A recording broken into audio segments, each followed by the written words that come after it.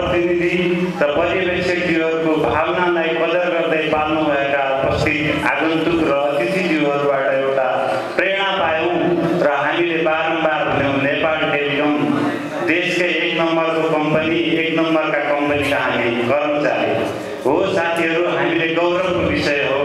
हामी देशका एक नम्बरकै कम्पनीकै कर्मचारी हौँ। जति हामी त्यसमा गौरव गर्दछौँ त्यति नै हामीलाई एनटिए, दूरसञ्चार प्राधिकरण र अख्तियारले धावा बोल्दा हाम्रो मन झसङ्ग हुन्छ।